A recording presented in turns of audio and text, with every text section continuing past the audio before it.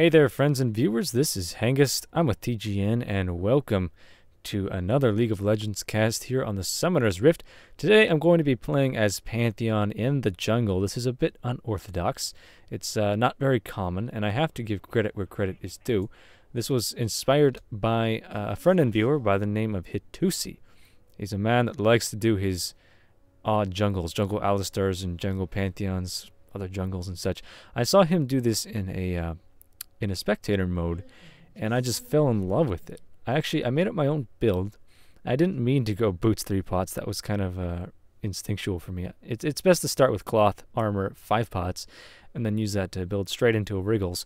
But that's alright if you decide to go with boots. It does help with the speed of your jungle and also with ganking a little bit.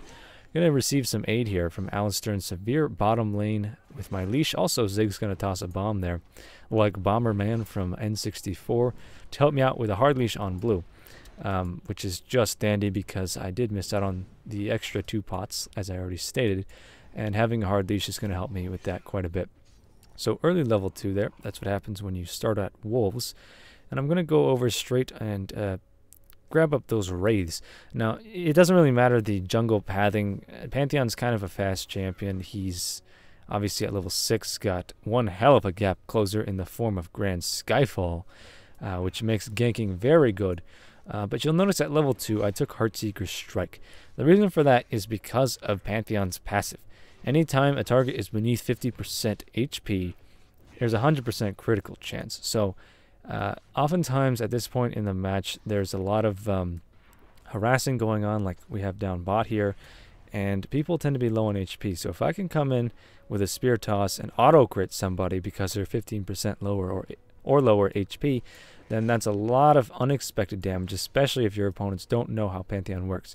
Just a little insight: if you're versing a Pantheon and you're beneath 15% HP, get the hell away from him because he's probably going to one-shot you. So Shaco just got executed there by the minions. That's the enemy jungle. And that's good for me because I'm rather new to jungling. I just started, and certainly Pantheon is one of the more difficult junglers to play. I'm going to flash on top of this Tryndamere. He foolishly turns around and tries to kill me. Exactly what I was talking about there. Enemies not knowing anything about Pantheon's passive will cause them to get destroyed like that. So Tryndamere flashed and he span out of that one. And then he tried to turn around and take me down. Little did he know he was going to get slapped across the face with a big man spear. So as you can see, this is the jungle of man. I own this jungle. And the reason for that is because Pantheon is the manliest champion in the game. I get lots of people saying, "Oh, Hengest, you're exaggerating. Pantheon's not that manly. I mean, he's Greek, for crying out loud." And I just facepalm and I laugh it off because, I mean, just look at this champion. Listen to the sounds he makes. Look at his movements. Look at the names of his abilities. Spear Shot, Aegis of Zionia. Is that how you pronounce that? I don't even know. Heartseeker's Strike and Grand Skyfall, aka Man Leap. Honestly, I don't know why people consider him to be such a manly champion, but I do agree. He's just a big mountain of man, and as least a homosexual way as possible. I hope I convey that. Not that I'm a homophobe or anything, but I'm just not gay. So here we go. We're going to go in for a gank on Morgana. Spear toss into the Aegis of Ziona. That is the jump, aka the 1 minute stun. Or 1 minute, wouldn't that be something? 1 second stun. It's a leap, a gap closer that stuns for 1 second. But that got interrupted by Cho'Gath's spikes. I think there's a bug with this skin where you can't see his spikes until they actually shoot out of the ground. Chromar and Darkblades down here were talking about that all game. And I do think that is an issue, a UI issue, that his spikes just kind of appear out of nowhere. So Dragon is up now. I want to get that, but they're having a rough time down bottom, getting harassed quite a bit by that combo. But the kill we landed on Morgana really put us in the lead. We're now 2-0. I got the kill on Tryndamere. Somehow I didn't get the assist on Morgana.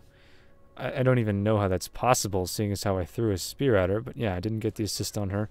Probably another bug. And I'm trying to wait for this Morgana. Or not the Morgana, that's a Caitlyn. And wisely she pulls back right in time for the Shaco to come in, actually. They must have been planning a gank. Look at the damage from the Heartseeker Strike on Shaco, as well as a Spear Shot, but he's going to vanish away. And I think he just flashed into the jungle. I would have been able to catch him, I think, otherwise. But he managed to escape with little to no HP. And I'm doing just dandy here. So it's about time I moved on from this mid lane here. I'm waiting a little bit too much for Officer Caitlyn here. And yeah, I'm going to move and probably go continue my jungle path, keeping an eye on the other lanes. The reason I wanted to make this video, show this video, is because Pantheon is what I think a very underrated champion. People just underestimate him. And a lot of that comes from the fact that people are maybe just a little unaware of how to play him. He's very squishy, contrary to common belief, apart from his passive, which is the Aegis of Protection. What that does is every time he auto-attacks, if you auto-attack 4 times, he builds up what is it called? A block, I guess? It's the shields that are circling around my champion right now. And those actually block either a turret attack or a auto attack. Second kill on Tryndamere up top. Now you'll notice I did mention that he can block turret attacks. So that is part of what makes him an insano tower diver. And just a really strong ganker in general, which is why I love playing him in the jungle. Is because he just manhandles people literally with that block. He just tower dive people and you can take a shot from the tower at no cost.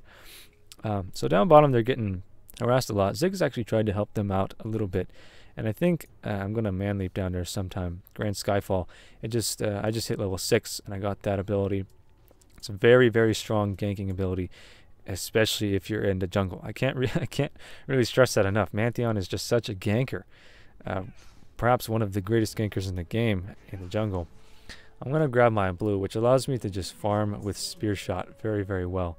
Darkblade's managing to take down Morgana. That's the second time she's gone down. We now have 2 kills down bot on Morgana and 2 kills up top on Tryndamere. So top and bottom are doing just dandy. And the mid lane is about even. Let's check their farm really quick. Caitlyn is at 42 and Ziggs is at 47. So our team is definitely ahead in every regard in this match so far. So I decide that's a great time for us to ping and go take down Dragon. Shaco is nowhere to be seen. He's kind of an inactive jungler. And we're just going to continue to follow me around and see how well we can execute a Pantheon jungle here. Really no point to the video apart from just educating people as to how strong Pantheon is in the jungle. There we just saw Manleaf in the mid lane. Sorry, I was fast forwarding that one. A little slow in my reflexes. But diving the Caitlyn a little bit with his Spear Shot in the second tower. Managing to take her down very well. Gonna just take Shaco's jungle a bit because I can. And yeah, we're gonna go down bottom for another gank, perhaps on Cho'Gath this time. He's such a thick champion. But if he's doing a good job of supporting this Morgana, then we should be able to take him down. But no, he's just leaving her hanging there. About the ganking, you always want to open with the same rotation. There I just went down to, I think, a crunch. Maybe a crunch. I didn't see exactly how I died there. Let's see. Oh, that's not available in the replayer mode. Anyways, the spell rotation. So you always want to open with this Spear Shot because it's pretty decent range and there's just a lot of damage to open on your opponent with. And then follow quickly into an Aegis of Ziona. That is the leap, which is a 1-second stun. That 1-second stun causes the immobilization that allows the Heartseeker Strike to be possible. So a lot of people that even play Pantheon aren't even aware that Heartseeker Strike, which is this little AoE conal cleave type thing, does extra damage to champions. It deals double damage to champions.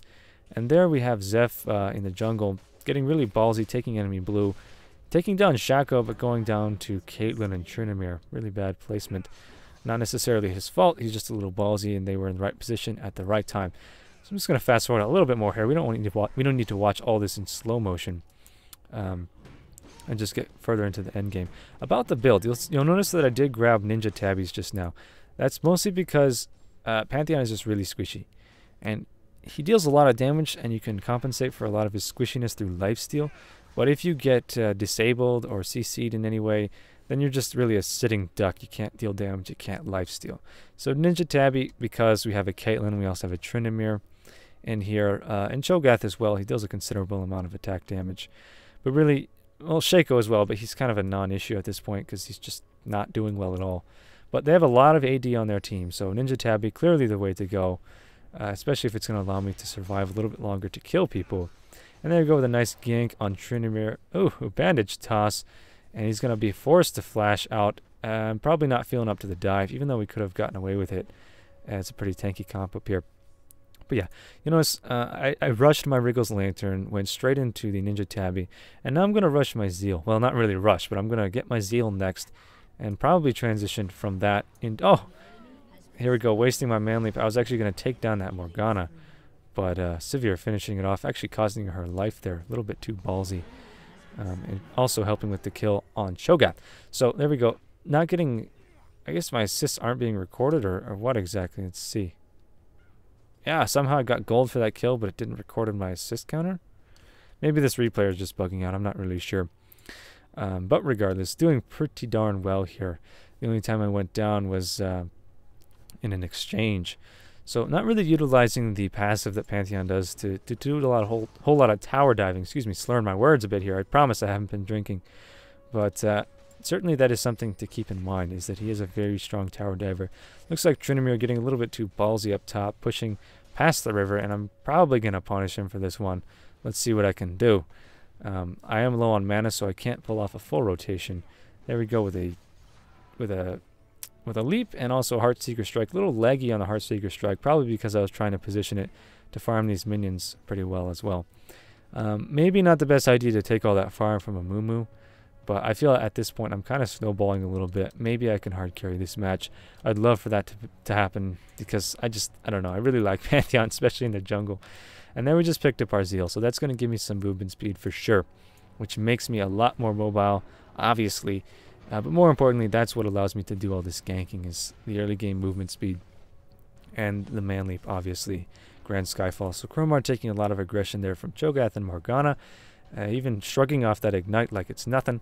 I'm probably going to head down here bot yet again, because this enemy team has just been poking them really hard and harassing, and even though they haven't learned their lesson, just getting ganked left and right by Ziggs and myself. So I'm going to get on Morgana right now.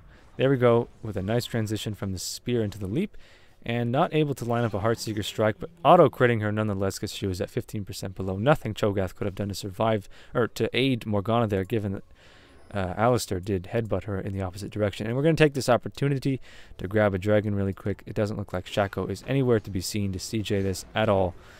CJ? More like counterattack.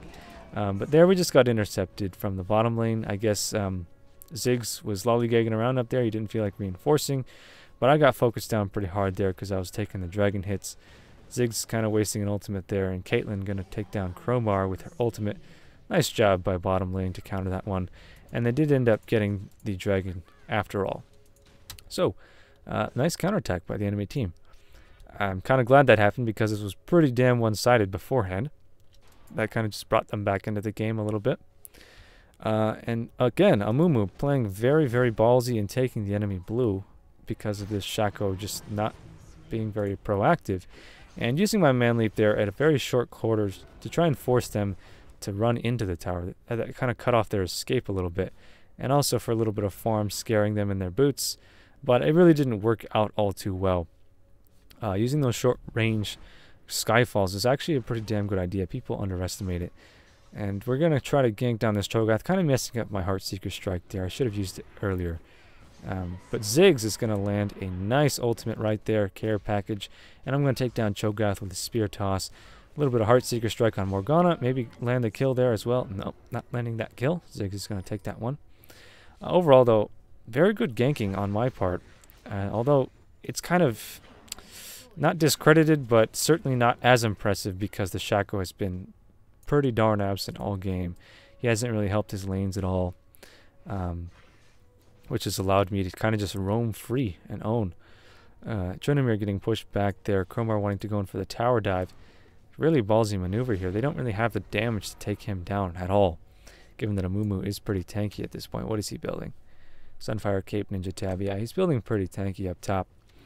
And obviously, support Alistar can't really dish out any damage. Caitlyn comes in for the reinforce. I'm going to head in after Ziggs throws his ultimate. Fast forwarding at the most inopportune times here. I apologize for that.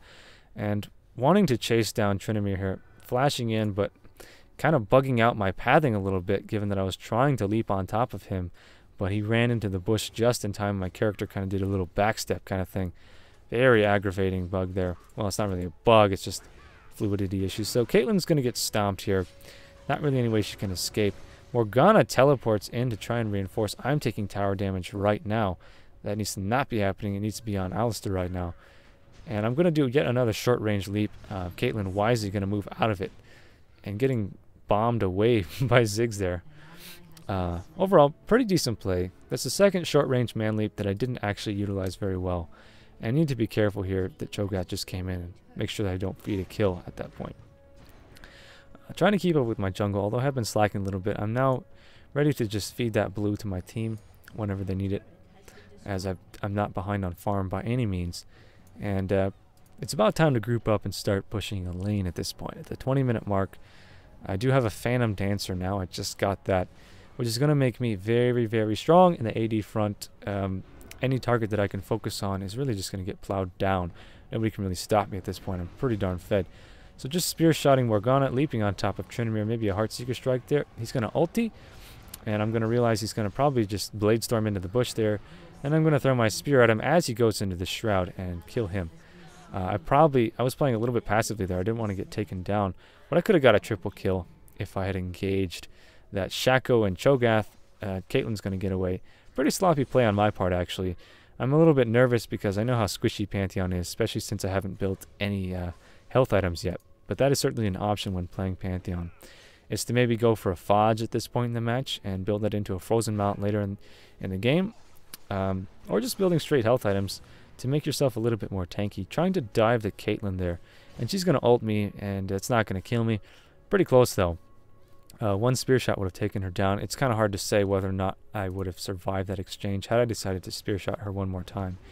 But pretty happy with the results nonetheless. And I'm just going to take their blue. Obviously healing up on lifesteal a little bit. Go up top for a gank on Tryndamere.